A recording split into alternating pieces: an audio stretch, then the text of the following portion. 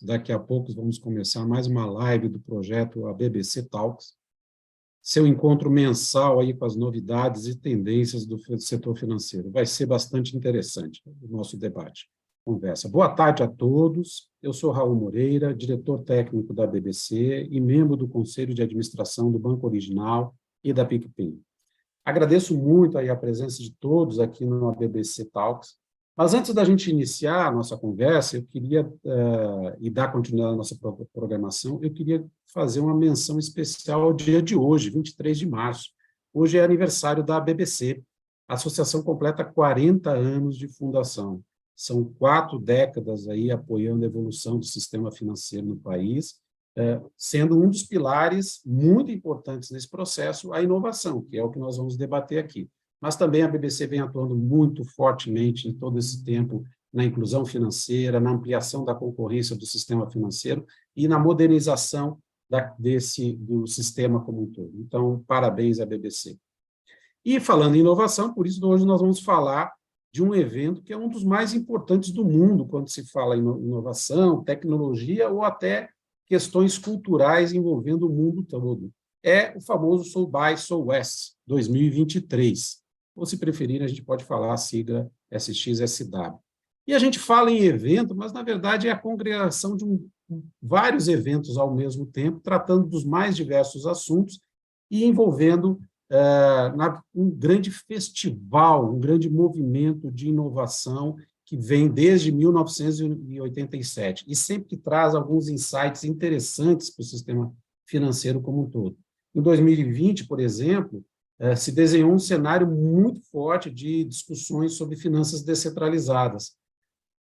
Nesse ano falou-se sobre cripto, stablecoins, quer dizer, houve todo um frisson envolvendo essa questão de criptomoedas e a gente vai falar o que aconteceu neste ano especificamente, que o tema está na mesa com alguns diferenciais, aí, principalmente envolvendo a economia digital. Portanto, é essencial, na nossa opinião, aí, que os associados da BBC e quem participa do sistema financeiro de inovação acompanhem as novidades desse mega evento no apoio ao desenvolvimento de novos produtos, serviços, inovação e como que nós estamos pensando, como o mundo está pensando o provimento de serviços financeiros no futuro.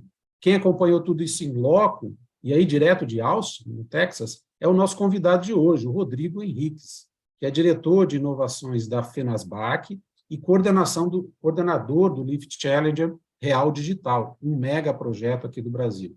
Ele vai contar um pouquinho para a gente todos os insights que ele viu do setor lá nesse mega evento, nesse mega festival, e principalmente também ele vai falar um pouquinho sobre o que se debateu nos corredores do evento, que isso aí foi muito importante para a gente traçar um pouquinho sobre o cenário futuro aí do sistema financeiro.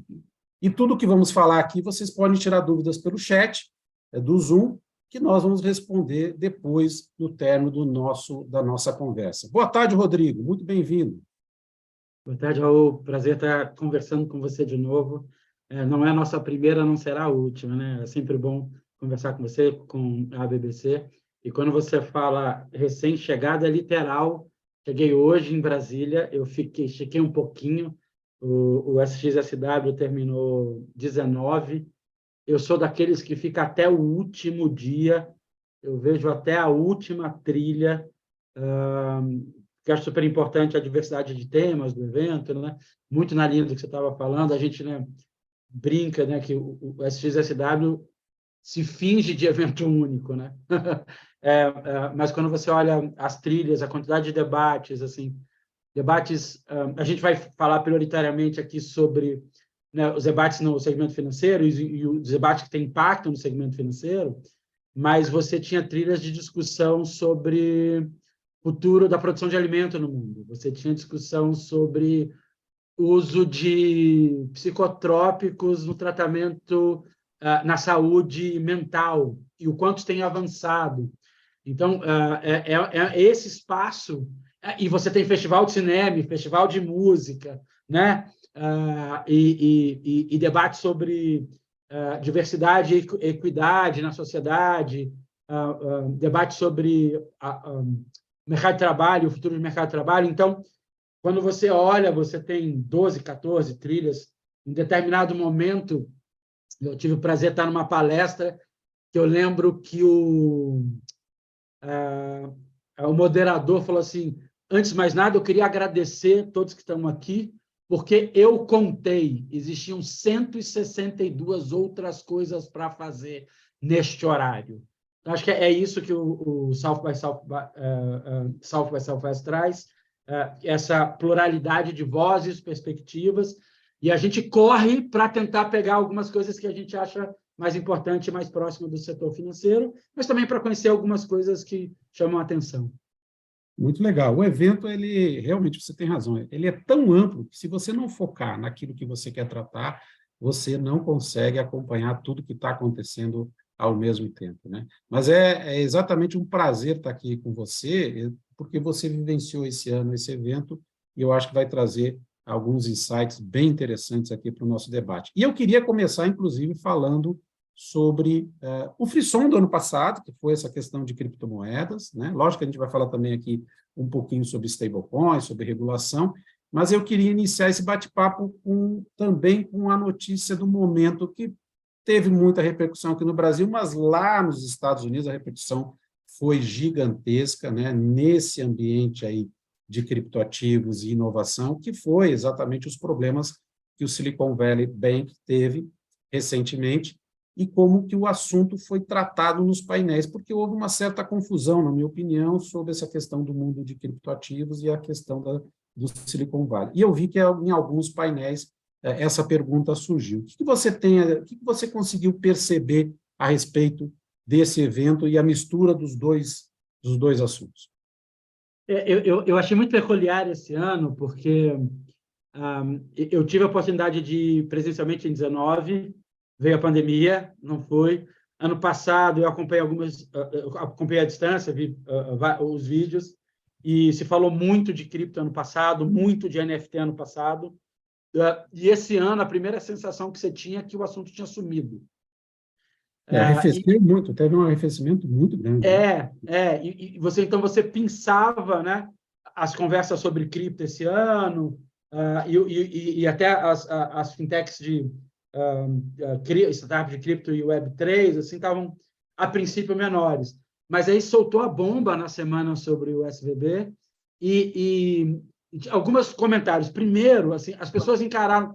Todo mundo estava tenso, porque, né, quando você tem um bank run, né, quando você tem as pessoas sacando dinheiro de um banco e um banco quebrando, você pode ter efeitos sistêmicos, né? Ele pode efeito dominó no sistema como um todo, né? Exatamente. Exatamente isso. Mesmo assim, você tinha um humor ácido na conversa sobre a SVB por alguns motivos. O primeiro é que tinha um certo humor dizendo todo mundo preocupado com cripto, né? Gerar problema em finanças tradicionais acabou de gerar problema em cripto. Porque o SVB era um banco muito particular americano, ele, né, acho que várias matérias falando sobre isso, mas vale recapitular, ele é o 16º banco em tamanho nos Estados Unidos, mas ele era um banco prioritariamente de startups e venture capital. Então, né, os grandes investidores americanos deixando dinheiro no SVB, né, e levando, né, e os clientes das startups, das fintechs, muitas fintechs que estavam lá. Então, você teve, né, o congelamento inicial de fundos e depois uma notícia de falta de liquidez mesmo, de eventual insolvência do banco, o que gerou, né, uma disparidade entre, né, a stablecoin mais famosa, da Circle, com o dólar. Então, você ficou um bom momento. Os números exatos, eu juro para você que eu não vou ter de cabeça, mas a ordem de grandeza você ficou com mais de 3 bilhões da Circle, né, travados e, a princípio, desaparecidos. A Circle não iria receber esse dinheiro. Quando você fazia a conta, isso dava próximo de 10% do dinheiro que ela tinha pareado 1 a 1. Vale lembrar, né, que uma stablecoin atrelada a um ativo real, né, a premissa dela era ela tem 1 a 1, então ela teria 1 a 1 por dólar depositado.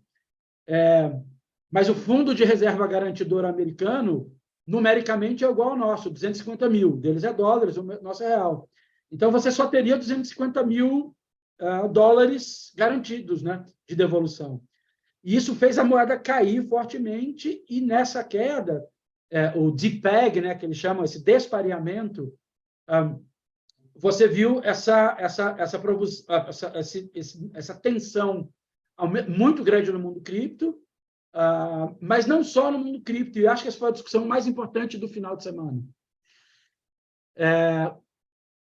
A questão era o que os reguladores, o que o governo americano ia fazer, tendo em vista essa propagação, né, o que acontece em sistema financeiro, inclusive para toda a economia, não só para o próprio sistema financeiro. Se você tem efeito colateral, né? É o efeito colateral. Se você tem um grande número de empresas que do dia para a noite não têm acesso ao dinheiro guardado que elas têm, e vale lembrar que boa parte do dinheiro que você deixa em caixa é para pagamento de folha e fornecedor, né? A grande parte do dinheiro que as empresas deixam em caixa é folha e fornecedor e de curto prazo. Você abriria um mês nos Estados Unidos em várias empresas tendo que dizer, olha, a gente não tem dinheiro para pagar salário. Então, esse efeito cascata sistêmico, né, na economia gerou, já na sexta, no final da sexta, e até os burburinhos do sábado, era dizendo, olha, o Fed americano e o governo americano não vão ter como não intervir e declarar e honrar 100% dos depósitos. Quer dizer, todo mundo... a posição seria essa, e acabou sendo confirmada, né? Sim. Não interessava quanto você tinha, se você tinha 4 bilhões, você vai receber 4 bilhões, e não só os 250 mil. Se você tinha 500 mil, não interessa quanto você tinha, você ia receber. E essa garantia acalmou os mercados, essa garantia acalmou um pouco o mundo cripto. Mas você tinha essa relação muito clara de startup, estrutura de investimento, e como cripto foi muito investido nos últimos anos, né, boa parte, grandes empresas do mundo cripto estavam no SVB e boa parte dos investidores também, capital alocado lá. E foi tenso, mas tinha um humor ácido assim, nas colocações. E em todas as palestras que se falou sobre o mercado financeiro, todas tiveram que abrir, né, dizendo, olha, vamos limpar o assunto. Aconteceu assim, assado, mas está assim. Então, a gente tinha atualização o tempo todo, de toda a palestra alguém dava uma notícia adicional. Perfeito, não, ótimo. Eu acho que a correlação é indireta entre os dois assuntos, mas é natural que acabe gerando aí toda uma discussão e um medo se propaga ali, né? Mas eu acho que o regulador agiu rápido, né? E hoje a gente está num outro cenário nesse contexto, né? Mas eu queria voltar a essa questão do frisson que eu falo de criptomoedas, o que foi discutido no ano passado, vis-à-vis esse ano, né? Na verdade, vamos voltar para esse arrefecimento. Isso foi por causa das outras quebras das corretoras, tem um desânimo no mercado em relação a essa questão de criptomoedas, isso é uma percepção minha também, e, ao mesmo tempo, está se discutindo cada vez mais stablecoins, cada vez mais CBDCs, cada vez mais regulação nesse mercado. Isso pode ser um sinal de maturidade também, né? Me parece. Eu acho que você tem do ano passado para cá, e você já tinha um sinal, como você mesmo falou, né, de algumas grandes quebras, como, né, FTX, por exemplo, relativamente recente, sinalizou que o mercado cripto não regulado, ou frouxamente regulado, ele é tão problemático quanto as pessoas mais cautelosas achavam, né? Então, quando a gente... estou falando a gente, quando as pessoas, para não botar a palavra na boca de ninguém, mas quando as pessoas sinalizavam que uma falta de clareza regulatória, uma falta de supervisão clara e regras claras dessa supervisão poderiam criar problemas de arbitragem regulatória, problemas de de relações, no mínimo suspeitas, entre, né, empresas do mesmo grupo econômico, uma parte, né, essa história de alavancagem de dinheiro, uma não separação do patrimônio, né, dos clientes e da instituição. É a velha segregação patrimonial que se discutiu muito aqui no Brasil, né? Que ainda bem que está começando a ser discutida com mais seriedade lá fora. Né? Está discutindo com mais seriedade lá fora, mas eu acho que você precisou, principalmente do ponto de vista do mercado americano, você ter quebras tão grandes como no FTX, que parecia aqui ia salvar o mercado criptorregulado, porque você tinha, pelo menos na aparência, a FTX pró-regulação e muito próxima de regulador. Mas são algumas coisas, sem também entrar demais nesse assunto da FTX, mas, assim, ao mesmo tempo, a empresa estava em Bahamas, né? Ela não estava nos Estados Unidos. Então, você tinha sinais. E o que aconteceu foi isso. E aí, se você for tirar pelo SXSW, dá para dizer o seguinte, e essa não é a frase de ninguém lá, mas se você tirar pelo movimento, você diz, cripto morreu. Criptografia não morreu. Blockchain não morreu. Proof of Authority não morreu. Carteiras digitais não morreu. Identidade digital não morreu. Zero Knowledge Proof não morreu. Em volta do mercado cripto, está tudo vivo. Metaverso não morreu, Web3 não morreu. Mas se você for tirar pelo evento, você fala, cripto morreu. Tudo em volta, não. E é claro que cripto não morreu, né? Mas é isso. Desapareceu a centralidade de criptoativo e o que você conseguiu ver, o que eu gostei muito pessoalmente, foi, eu vou chamar do periférico, mas que para mim é central. A grande discussão de para que serve a blockchain, como é que a gente usa ela como tecnologia em qualquer lugar, não só financeiro. A grande discussão de privacidade e identidade digital. Então, isso estava muito presente, tá, Raul? Isso, aí por isso que eu falo que é a maturidade do mercado, primeiro, querendo discutir uma regulação. Os Estados Unidos precisam enfrentar essa questão de uma regulação de um mercado que já ganhou essa proporção, né? Algo que nós estamos aqui no Brasil avançando, né, nessa questão aí de um marco regulatório. Né?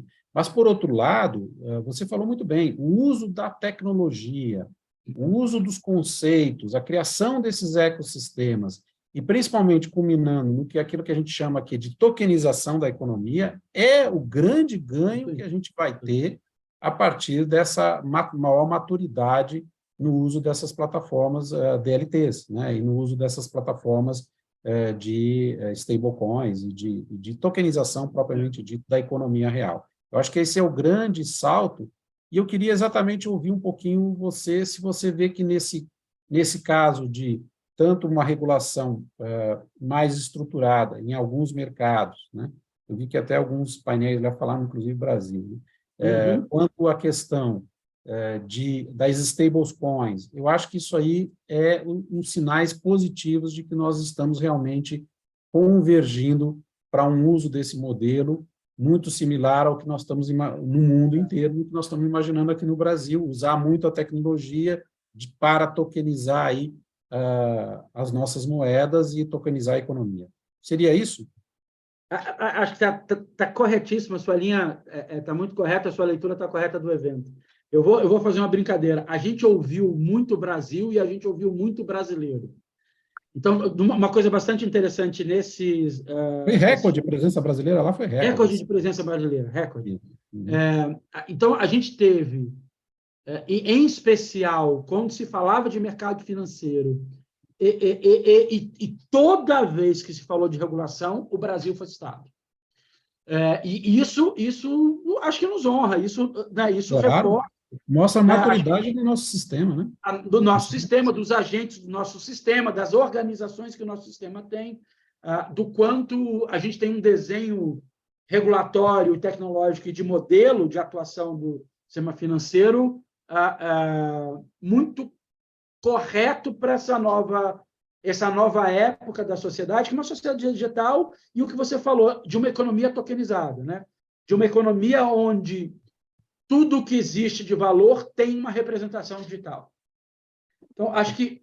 E aí, nessa discussão dessa economia, de que se é algo, se representa valor, né? Se aquele objeto, se aquela informação,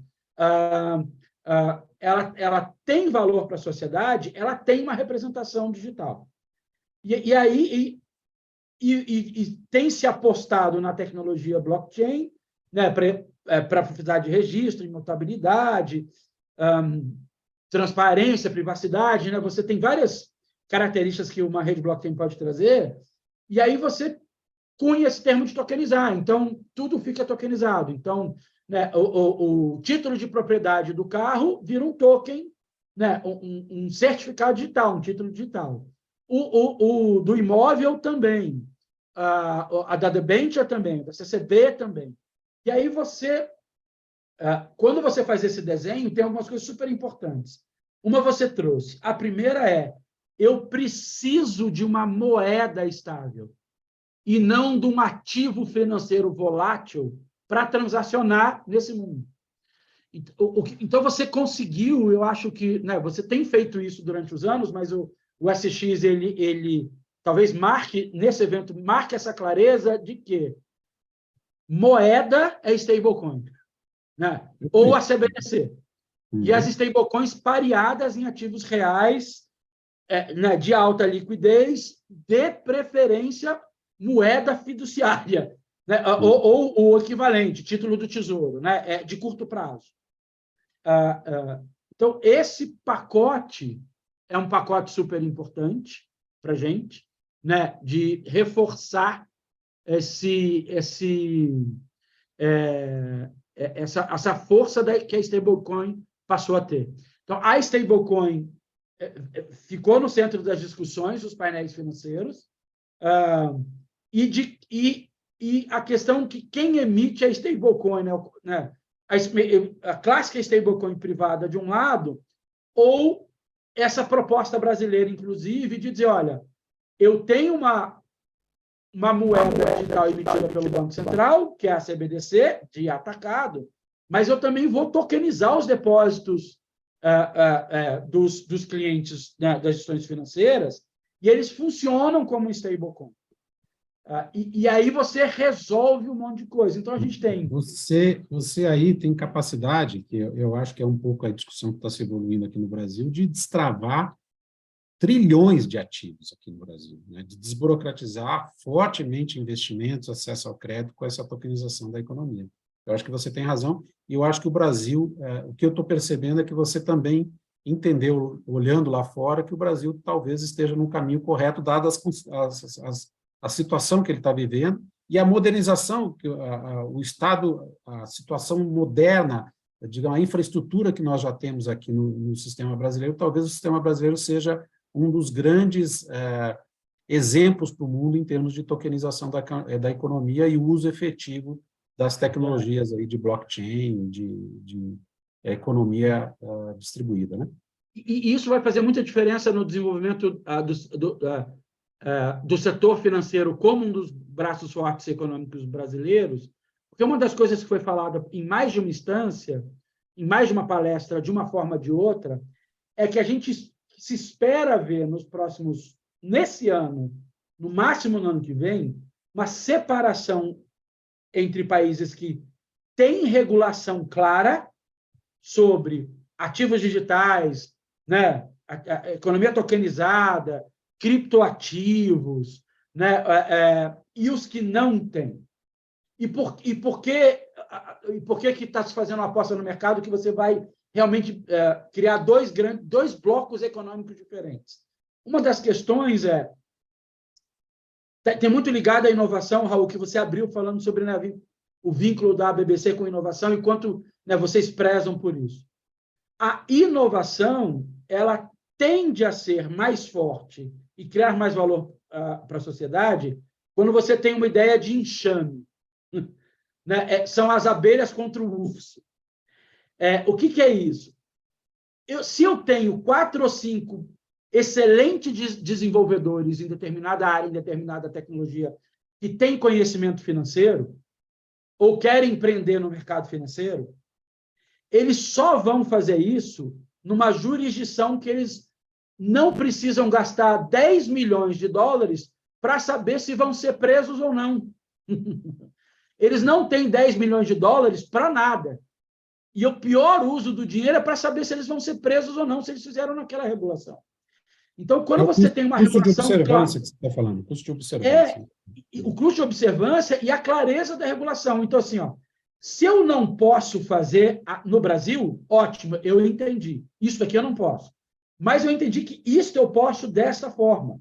Mesmo que então, até esse nível eu não preciso pedir uma autorização. Tá ótimo. A partir desse nível, que o Brasil tem feito, belamente fez com a Fintechs recentemente, né? Então, essa clareza regulatória vai atrair inteligência de inovação financeira. E o Brasil é dos grandes candidatos para atrair esses grupos de 5, 6 desenvolvedores dos Estados Unidos, do Canadá, da Europa, do Japão, não interessa da onde, porque a nossa regulação está ficando cada vez mais clara e o Banco Central Brasileiro se coloca como um dos agentes da inovação e dessa criação. Não só, a CVM também, vale lembrar, né? Isso, Eu estou aqui... na verdade, assim, a gente tem uma modernização da regulação aqui no Brasil e até estamos bastante avançados nessa discussão. Temos uma infraestrutura tecnológica e de pagamentos e de integração do sistema financeiro que é invejável, quer dizer, temos também um consumidor que aceita muito bem essas inovações. Então, nós temos assim uma série de convergência de fatores que colocam, certamente, o Brasil numa janela de oportunidade ímpar de se destacar no mundo, né? nesse novo mundo tokenizado, nesse novo mundo de criptoativos aí, bastante interessante. Não estamos falando das criptomoedas mais conhecidas hoje, nós estamos falando exatamente de uma tokenização da economia como um todo. Mas esse debate aí, se a gente continuar, ele dá um painel, ele dá um evento só para a gente debater sobre isso aí, e eu acho que nós vamos fazer outras conversas com você, já que você é uma das lideranças no Brasil a respeito disso aí, está muito envolvido na questão do real digital, então nós vamos nos aprofundar em outro evento mais sobre essa questão dessa agenda que o Brasil tem, dessa janela de oportunidade que o Brasil tem, inédita, de ser um dos grandes destaques no mundo no processo de tokenização da economia. Mas eu queria entrar num outro assunto aqui, que também rolou bastante lá dentro do evento, que foi a questão, que foi um frisson no passado, teve muita discussão, uma parafernália de divulgações sobre a questão do metaverso, desse contexto da realidade virtual, né?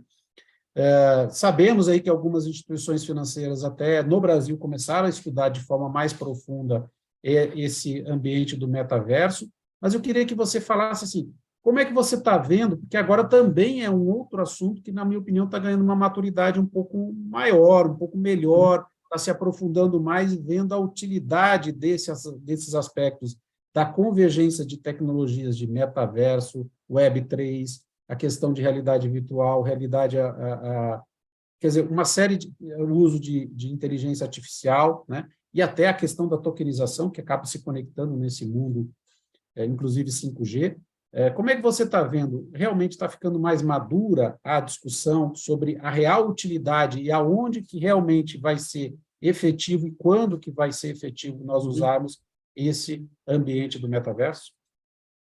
Eu acho que sim, eu acho super interessante a sua colocação, porque, para mim, ela conecta um pouco com o que acabou de acontecer com cripto. E lembra sempre aquele ciclo de hype do Gartner, né? Você tem um platô de expectativas impossíveis de serem realizadas, depois o vale da decepção, e aí você começa a entender o que vai trazer de valor aquela nova tecnologia, aquele novo arranjo de mercado. E eu acho que a gente está nesse momento do metaverso. Eu fui em mais de uma palestra discutindo metaverso, mas talvez das melhores foi uma que discutiu um termo bacana chamado metawashing, depois a gente pode até falar sobre ele. Isso que eu ia perguntar. A questão de se debateu bastante sobre o metawashing. Mas está correlacionado com essa questão aí para o que nós vamos usar o metaverso, qual é o nível de maturidade disso. Né? E o que é, e assim, quando uma empresa do tamanho do Facebook diz que não se chama mais Facebook, se chama Meta, porque está apostando tudo no metaverso, 6 meses depois, 1 ano depois, nada mudou na vida de ninguém, né? A ferramenta principal, a plataforma principal é a mesma deles, por exemplo, onde, na hora que você diz que está todo mundo em metaverso, você vai ter show de rap no metaverso, você vai ter as marcas construindo lojas e vendendo roupas no metaverso. Os bancos só vão atender no metaverso. Só vão atender no metaverso. Esse ano eu fui chamado para o primeiro bloquinho de carnaval no metaverso. E aí o que é para mim peculiar das coisas mais bacanas que foram faladas o jeito que está usando a palavra metaverso é um jeito marqueteiro. Perfeito. Não é o desenho de visão de uma sociedade futura aonde a gente vai fundir as nossas vidas físicas e digitais no encaixe perfeito entre as nossas vidas físicas e digitais. Então, como está se usando ainda de uma forma, ou estava se usando até muito pouco tempo, de uma forma extremamente mercadológica, a ideia de você falar sobre metaverso de uma forma mercadológica e dizer, olha, eu também estou no metaverso, eu não estou perdendo essa onda, eu vou atender no metaverso, a minha instituição financeira vai atender no metaverso, ele morreu, ainda bem, e passou a ser muito criticado. E agora você está discutindo exatamente isso. Assim, qual é a grande discussão profunda sobre o metaverso? Quando você olha para o futuro, você tem os sinais dessa convergência perfeita entre vida física e digital. E é importante falar a vida física e digital e não a vida real e a virtual. Perfeito. Porque se você falar que um é real e outro é virtual, na verdade, você está desmerecendo e desqualificando uma coisa que, em especial, os jovens sinalizam como reais. Então, uma das pesquisas que foram mostradas, assim, mais de 60% dos jovens acham mais importante ter uma presença virtual alinhada com o que eles sentem que são e como eles querem se expressar, do que a presença física disso. Então, essa mistura da vida, a vida ser, ao mesmo tempo, digital e física, e tudo isso real, que é o metaverso. Para que isso passe a existir, a gente está falando de construção de usuários únicos, identidades únicas e avatares? Estamos. A gente está falando de uma web descentralizada, baseada em blockchain? Estamos. A gente está falando de tokenização, né? Porque, né, o tênis que eu vou vender, a Nike, quando vai vender tênis, ela está vendendo o token do tênis. A moeda que vai ser paga é um token de valor. A gente está falando de machine learning, inteligência artificial, a gente está falando de mundos virtuais, a gente está falando de inteligência artificial e machine learning. IoT, vai ter muito de IoT.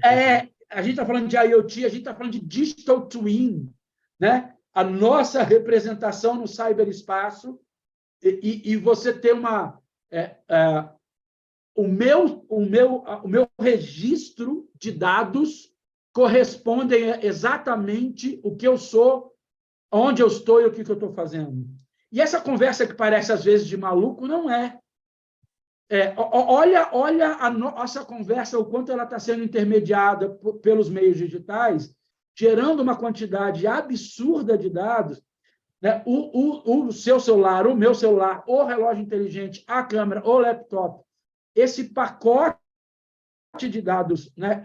Você vai precisar de inteligência artificial, o próprio pacote de dados pode passar a ser tokens de valor e você negociar esses dados como tokens de valor. Então, acho que é isso.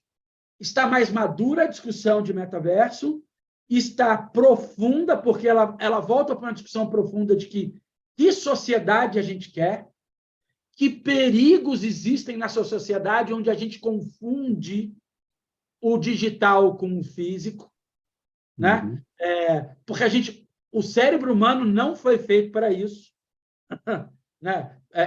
E até as formas de interação da sociedade não necessariamente suportam tudo baseado nessa tecnologia de metaverso, né? E como é que você Exatamente esse redefine contexto. relações digitais, né?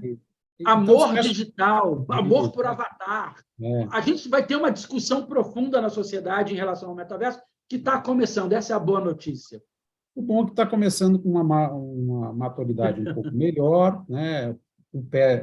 Eu senti que esse ano foi mais pé no chão, efetivamente, e um alerta muito importante para promessas que não vão ser cumpridas, para coisas que realmente não vão acontecer, o que vai evitar as instituições gastarem bilhões e bilhões de dólares em coisas que não vão ser utilizadas e que, na verdade, não vão ajudar a mudança da nossa vida, a melhoria da experiência do usuário no consumo de produtos e serviços, e exatamente em todo esse processo de inovação. Então, eu acho que também é outro ponto no evento que mostrou um pouco mais de maturidade, né?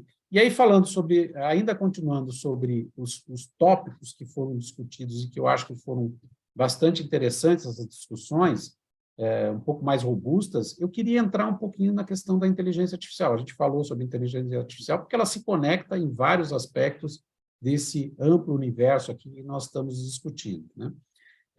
Agora, um dos pontos aí que, obviamente, surgiu muito é o contexto aí do GPT-4, né, que é a nova versão do ChatGPT, que eu acho que vale a pena você falar rapidamente sobre o que é o ChatGPT, que, na verdade, é um chat da tecnologia GPT, né? Como foi esse recebimento dessa nova versão, que se falou sobre essa nova versão, as reações dos outros players de mercado, e aí nós estamos falando dos buscadores, que eu acho que isso aí vai mudar um pouco o contexto de atuação dos buscadores, inclusive a nossa forma de interação com esses buscadores, né? E como que a gente está vendo, como se viu lá nos bastidores e nos corredores a discussão, e também em algumas palestras, a discussão sobre a ética no uso da inteligência artificial. Então, esses 3 pontos, a chegada do GPT-4, a reação dos outros players do mercado e essas discussões que começam também a mostrar um pouco mais de maturidade da nossa sociedade sobre a ética no uso da inteligência artificial. O que você viu lá que rolou no evento? Esse foi um dos grandes burburinhos do evento. A inteligência artificial ela permeou a discussão em quase todos os painéis ou em quase todos os temas. Ela é transversal, né? Ela foi transversal em todo... A inteligência artificial passou a ter uma transversalidade muito interessante. A gente estava comentando sobre isso. Assim, na hora que você foi discutir o futuro da produção de alimento no mundo, você discutiu inteligência artificial. Na hora que você foi discutir a necessidade de novas cadeias de produção e logística no mundo, você discutiu inteligência artificial. Quando você estava discutindo computação quântica, você estava fazendo conexões com a computação tradicional, uso de inteligência artificial para o aproveitamento melhor de certos aspectos da computação quântica. Então, parecia assim que a inteligência artificial, se você fosse discutir samba, você ia discutir inteligência artificial no samba. Que parece uma brincadeira, mas não é, porque o ChatGPT tem a ver com criação. Vamos lá. Para quem ainda não se divertiu, não brincou com a plataforma do ChatGPT, o termo que tem se usado é inteligência artificial generativa, né? Por generativa, você está dizendo é uma inteligência artificial que não está só reconhecendo padrão ou fazendo classificações entre certo e errado, isso é um gato, isso é um cachorro, mas está gerando conteúdo. A princípio, né, ela está gerando um conteúdo novo, uma informação nova. O ChatGPT, o nome entrega é chat, então, a aplicação desse modelo Language Model, esse modelo, esses grandes modelos de análise de linguagem, para que você tenha uma conversa com um chatbot ao ponto que você acha que ele é um ser humano. É uma linguagem natural, né? Com uma linguagem natural. O que ele faz ele tenta, sem entrar muito na tecnologia, mas o que ele faz ele conseguindo ler uma grande base de dados, tudo que foi escrito, por exemplo, sobre o assunto na internet, nos fóruns abertos, ele consegue entender um consenso e ficar escrevendo palavra a palavra, qual é a próxima palavra mais provável, qual é a próxima palavra mais provável, qual é a próxima palavra mais provável. E, com isso, ele escreve um texto bastante coerente e muito convincente sobre a resposta.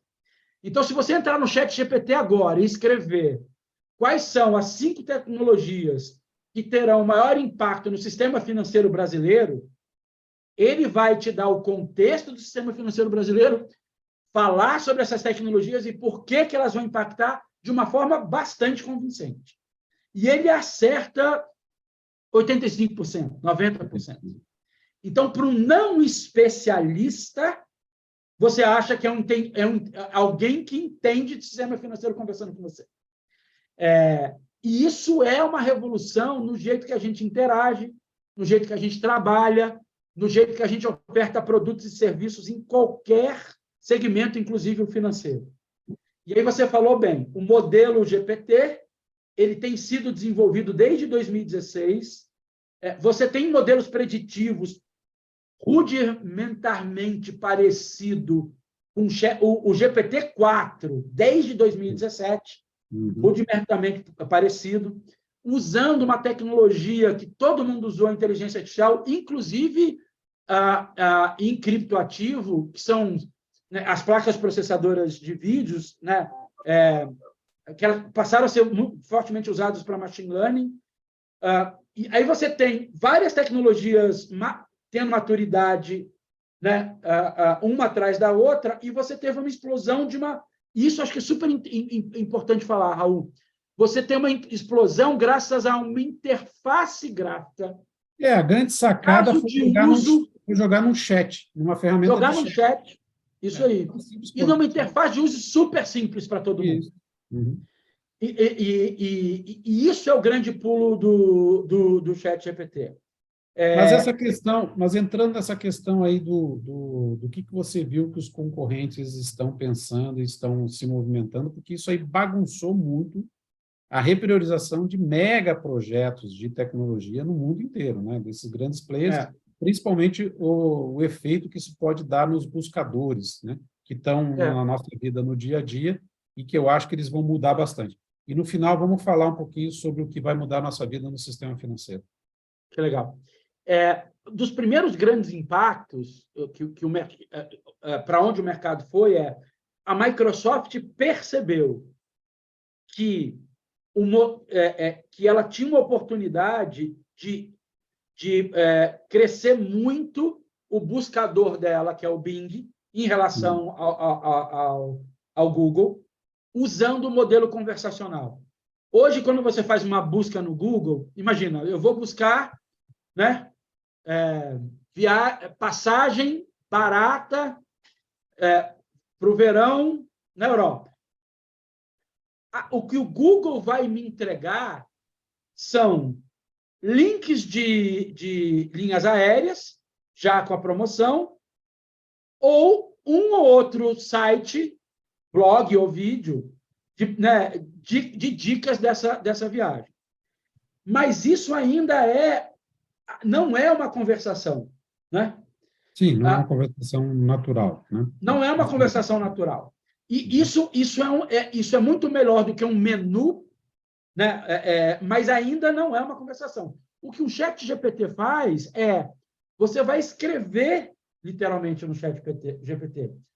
Qual é a melhor época de viajar barato na Europa? Quanto custa de viajar no verão? Qual é o país mais barato? E quando ele volta para a primeira pergunta, qual é a época mais barata de viajar para a Europa? Aí ele vai dizer, a época mais barata de viajar para a Europa, de forma geral, essa. Sendo que os países do norte vão ter um custo, os países do sul vão ter um custo. Você continua a conversa. Se você continua dizendo, se eu decidir pelos países mais ao sul, pela Península Ibérica, Portugal e Espanha, como eu faço uma viagem barata? Bem, o melhor jeito... E aí ele conversa com você. Isso. Esse é o grande salto, realmente. Esse é o grande salto. E a resposta... A resposta da quarta pergunta, da quinta pergunta, da sexta pergunta, está levando em consideração tudo que foi falado. Em algum momento, no ChatGPT, você fala, eu esqueci, eu vou viajar com a minha esposa. Aí o ChatGPT pega aquele contexto e diz, olha, para 2 pessoas, tem opções melhores de restaurante, com bons pratos, né, pratos maiores que você consegue dividir. E você sente de verdade que você está conversando com um ser humano conhecedor do assunto. Então, em termos de efeito que você viu lá na feira, assim, há um visível efeito no mercado de buscadores, né? Eu acho que o mercado de buscadores vai ter que se adaptar fortemente e tem uma corrida aí estabelecida de repriorização do mercado de buscadores e se posicionarem mais com linguagens naturais, né? Mas vamos falar um pouquinho, por conta do nosso tempo, do sistema financeiro. Uma das coisas que eu vejo muito sobre a discussão dos bastidores, e é uma tese que eu já falo há bastante tempo e que eu acho que ela vai se intensificar cada vez mais, que é a questão da forma como o sistema financeiro brasileiro coloca produtos e serviços à disposição dos seus usuários. O grande salto que nós demos com a mobilidade, com os apps bancários. Só que essa geração de apps bancários, com menus estáticos, com ausência de conversação, eu acho que ela está com os dias contados com toda essa evolução da tecnologia que nós estamos vivendo. Você não percebe isso? Que talvez nós estamos entrando numa nova era em que você consumir produtos e serviços vai ser uma questão de conversar com o seu banco, conversar com a inteligência artificial do seu banco e não ficar procurando num menu estático aquela transação que você quer fazer. Você chegou a ver alguma coisa nisso aí, ou nós estamos pensando em algo que realmente é extremamente inovador e que pode vir nos próximos anos? O que eu acho que será...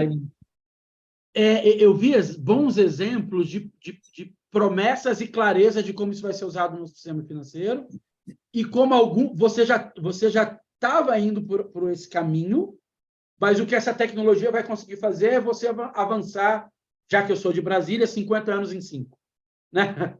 Você vai dar um pulo pela tecnologia, você vai dar um pulo para o banco conversacional. Então, a sua tese, né, a nossa tese querida, de que, para começar, todo negócio é um negócio conversacional. Né? Porque o ser humano é conversacional. Tem um dos livros que eu mais gosto sobre storytelling e sobre liderança de forma geral. O nome do livro, a tradução literal seria Vence a Melhor História. Então, você fala assim, qual é o melhor celular? O Apple ou Samsung? Fala, olha, não sei, mas a Apple conta a história dela melhor do que a Samsung. E Samsung e Motorola. Meu amigo, a Samsung conta a história dela melhor do que a Motorola. E essa ideia de que o ser humano é essa máquina de contação de história, e eu me relaciono com o mundo por contação de história, parece bem aceita e parece verdadeira, e quem conseguir estabelecer a relação conversacional no segmento ganha. Exemplo claro. Se eu quiser passar um Pix para você, Raul, eu tenho que entrar no meu aplicativo, eu tenho que achar onde está o Pix, eu tenho que achar localizar a sua chave, saber qual é a sua chave. Transferência ou pagamento, depende do termo que você usa.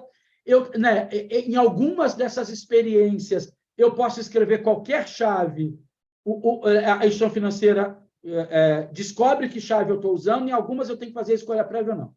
Olha como é mais fácil eu entrar num banco do futuro escrevendo assim, passa um Pix de R$120 para o Raul. E o ChatGPT da minha instituição financeira diz assim, normalmente você passa para o Raul Moreira, é ele?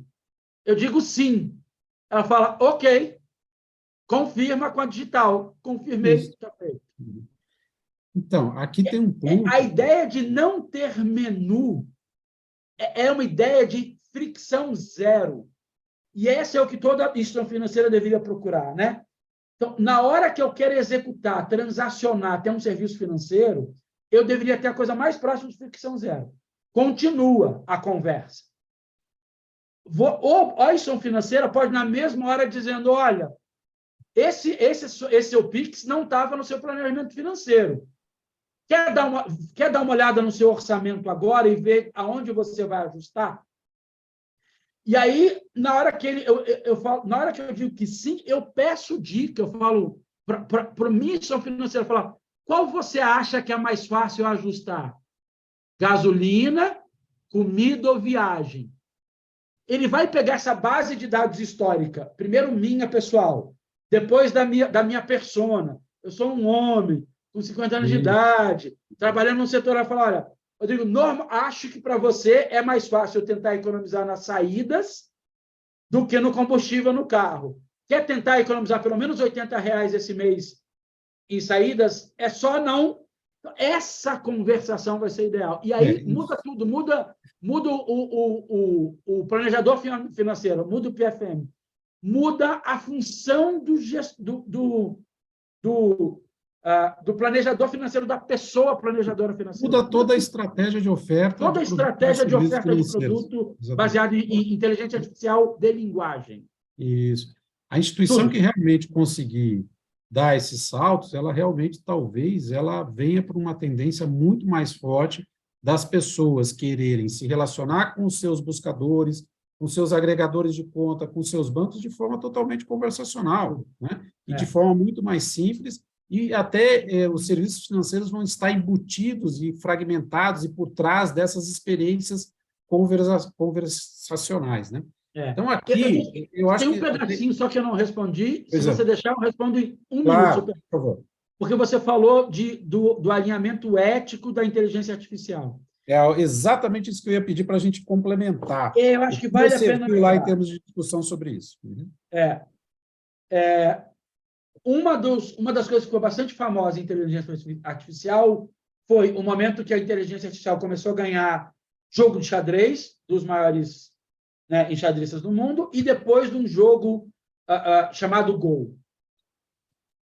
No Go, uma das coisas super interessantes é que a inteligência artificial do Go, ela não jogava como um humano. Ela fazia movimentos e estratégias que nem o jogador humano não entendia e, inclusive, achava que ela estava errada. Eu vou dar um exemplo. Quando a inteligência artificial do Go podia ganhar por muito ponto, ela não usava essa estratégia, ela usava estratégias de tentar garantir o win, né, vencer, mesmo que fosse com uma pontuação muito pequena. E isso significa que uma inteligência artificial, de forma geral, não usa estratégia humana.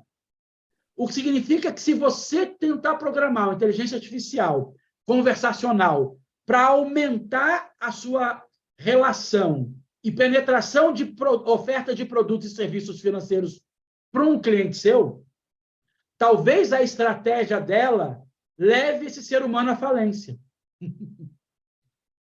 Então, existe o que eles chamam de desalinhamento, ou problema de alinhamento, entre o objetivo que você dá para uma inteligência artificial e a estratégia que ela usa, que ela não tem embutido moral, ética e uma visão futura.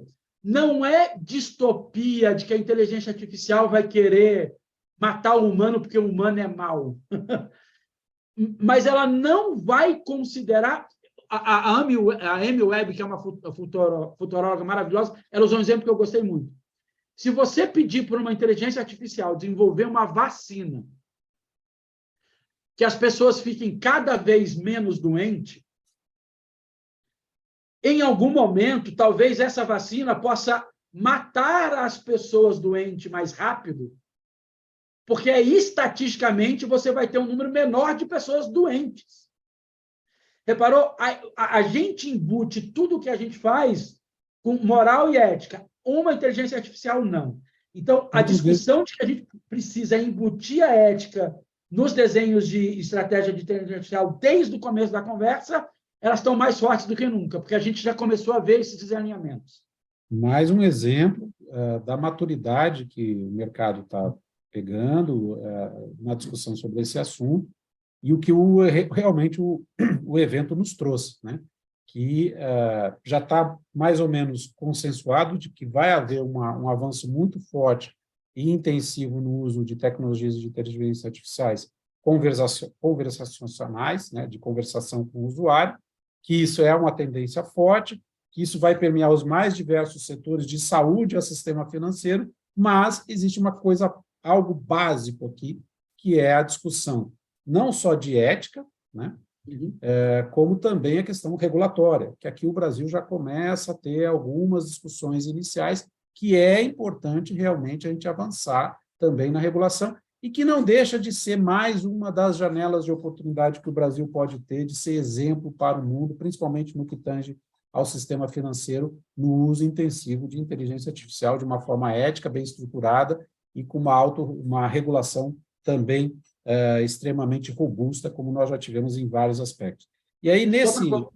Pois não. Pode falar, professor. Não pode concluir, porque daí nós vamos... Eu ia só corroborar seu ponto. Eu nunca ouvi tanto a frase: estamos trabalhando juntos, reguladores, precisamos estar cada vez mais próximos reguladores, como eu vi neste ano no SXSW.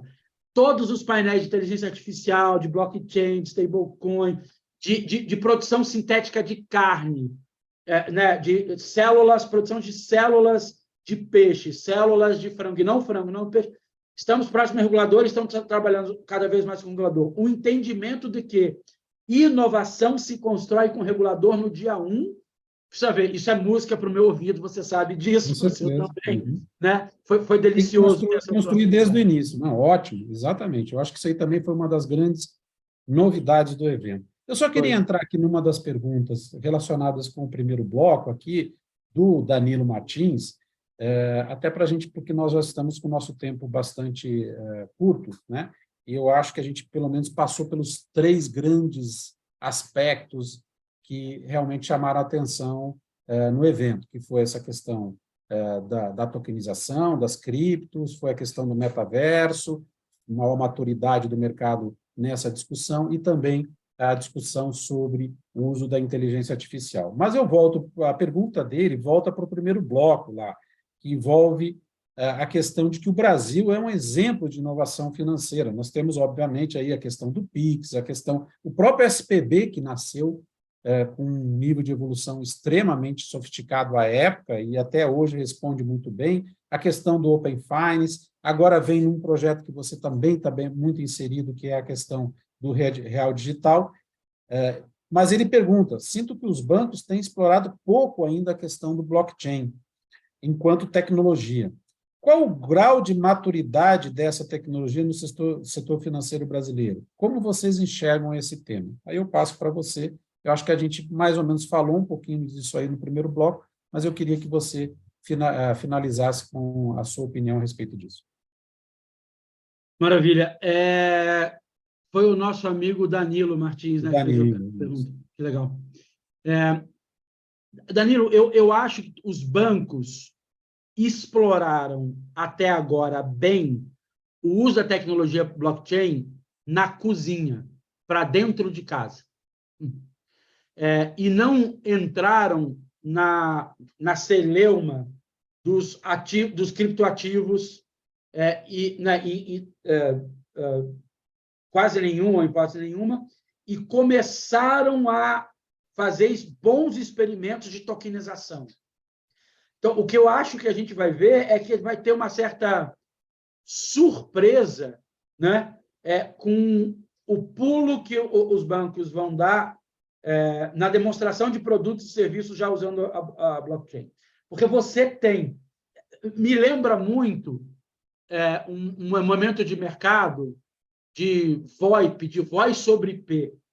Então, no mercado de telefonia, você criou a possibilidade, né, de fazer pacotes de voz sobre IP, você criou um monte de startup baseada nisso, Skype das mais famosas, mas você criou startups especializadas em segmento hoteleiro, você fazia, né, a transmissão de voz entre os hotéis e depois local. Então, no fundo, o DDI estava sendo feito pelo hotel, o DDD, e as empresas telefônicas tradicionais já estavam usando voz sobre IP. Elas não estavam ofertando voz sobre IP na ponta. Então, eu acho que você tem uma boa exploração de maturidade.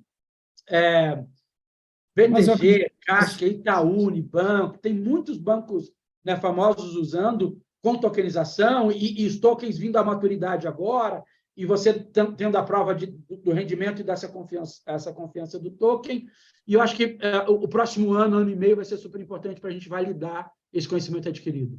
Eu acredito que o Brasil, volta a falar, está numa oportunidade ímpar, né, de realmente se destacar no mundo no uso do blockchain para serviços financeiros, né, com uma regulação robusta, com muito uso de tecnologia, com um consumidor também que está muito aberto ao uso dessas novas experiências. Então, nós estamos vivendo esse momento inédito, e eu concordo com você que se os bancos não estavam tão mergulhados com blockchain, esse cenário está mudando rapidamente, né? E a própria discussão do real digital também nos leva a essa provocação. Mas o nosso tempo está finalizando, infelizmente, o debate foi muito interessante, né? Principalmente os blocos que nós falamos aqui, realmente foram os blocos que marcaram esse SXSW desse ano, né? Mas eu queria saber, assim, o que mais te surpreendeu e qual foi, se você pudesse resumir em poucas palavras, o tom desse evento? Foi maturidade, foi um crescimento, foi mais pé no chão, foi uma discussão mais razoável em volta dessas tecnologias que nós falamos aqui nos blocos? Qual foi a sua opinião sobre esse evento, já que você também já acompanhou outros anos? Eu tive algumas belas surpresas, algumas discussões profundas que eu gostei muito. Eu gostei muito da discussão, eu falei agora rapidamente, de produção de carne em laboratórios de nível celular.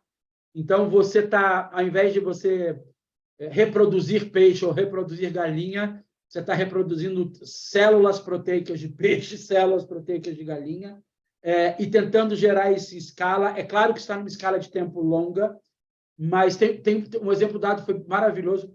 Você imagina um país como, por exemplo, o asiático, alguns países, Japão, Singapura, eles não têm espaço de produção agrícola, mas se eles acertam essa tecnologia e passam a ser grandes produtores de proteína no mundo, isso altera toda uma estrutura do sistema financeiro mundial e altera o Brasil. A nossa economia é alterada por isso. Então, essa é uma das coisas super bacanas de ir no SXSW, é você, às vezes, mapear. Às vezes, no meio do caminho, você prova que a tecnologia não vai ganhar escala comercial, mas, às vezes, não. Você prova e você conseguiu acompanhar essa discussão durante anos, às vezes uma década de discussão, que é super interessante. Eu vi uma discussão super interessante de ditaduras digitais sobre o uso da estrutura digital por entidades governamentais, países ou jurisdições, tentando minimizar ou mesmo suspender todo e qualquer tipo de articulação da população. Então, suspensão de internet próximo de votação, né? Que é uma coisa que a gente não vê falar tanto nisso, mas acho que nos últimos 4 anos você teve mais de uma dúzia de países que fizeram isso para tentar manipular resultado e que a população não pudesse conversar. Legal. Você teve discussões profundas, éticas, de todas as tomadas de decisão de uso de tecnologias disruptivas, inclusive machine learning, inteligência artificial, e esse centro da ética, da discussão ética. Por quê? Porque, até para compartilhar uma coisa com você, que quem está nos assistindo, a sensação que deu no SXSW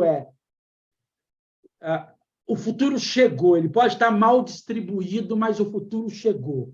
Então, a gente vive já numa quase Jetsons. Né? Isso, é um limiar de uma mudança que realmente ela é profunda na sociedade. A gente vive numa sociedade que, se você está, entre aspas, próximo dessas grandes inovações tecnológicas, parece mágica e não parece tecnologia. Esse futuro chegou e aí ele vai ser distribuído nos próximos anos. Então, a questão não é se a tecnologia vai dar conta para fazer o que a gente sonha. A questão é se a gente está sonhando direito. Se a gente está levando em consideração todas as pessoas, todas as representações das pessoas. E se a gente está olhando para frente e discutindo uma sociedade que a gente quer ter e não só a que a gente pode ter. Porque a gente pode ter um monte de sociedade graças à tecnologia nova. E essa discussão da sociedade que a gente quer ter, eu acho que é isso. O evento falou muito de alta tecnologia, alta compaixão. Sim. Alta tecnologia, ética, centrada no humano, centrado na ética de criar essa sociedade nova. Chegou, perfeito, chegou, acho que ficou claro no evento que chegou a hora da gente discutir o além da tecnologia, porque, como você falou, nós já estamos vivendo todas essas transformações, são transformações sobrepostas umas às outras, né? Está tudo acontecendo ao mesmo tempo, elas levam um certo tempo para ganhar escala, mas é o tempo necessário para nós, como sociedade, discutirmos o que a gente quer no futuro no uso dessas tecnologias. Perfeito, acho que foi um bom resumo, e isso aí se aplica também para o mercado financeiro, né? Tudo que a gente quer transformar e as oportunidades que o Brasil tem em relação ao uso dessas tecnologias, porque nós não estamos fora do jogo, muito pelo contrário, falou-se bastante sobre o Brasil lá, viu-se bastante brasileiros, e Brasil tem sido, no que tange a sistema financeiro, cada vez mais uma referência e um destaque num mega evento como esse, né? Bom, eu gostaria de agradecer aqui imensamente a participação nesta live de hoje do Rodrigues Henriques, diretor de inovações da Fenasbac e coordenador do Lift Challenge Real Digital. Falamos aqui sobre as novidades e tendências do SXSW 2023. Foi um evento fantástico, foi um movimento pró-inovação com todas essas discussões que nós falamos aqui, um dos maiores eventos de inovação, tecnologia, cultura do mundo, e que realmente a nossa ideia é que cada vez que ocorram eventos como esse, e o Brasil tenha algo a falar, e o Brasil realmente seja, de certa forma, um destaque naquilo que ele é forte, nós queremos e que tenha interesse para o sistema financeiro, a gente quer trazer aqui nos próximos ABBC Talks. Eu queria muito agradecer aí a presença de todos vocês. Se vocês tiverem perguntas, basta mandar no e-mail da BBC e nós teremos o maior prazer de respondê-los. Até breve. Muito obrigado a todos aí, um grande abraço. E até 2024, se Deus quiser. Que venha 2024. É isso aí. Grande abraço.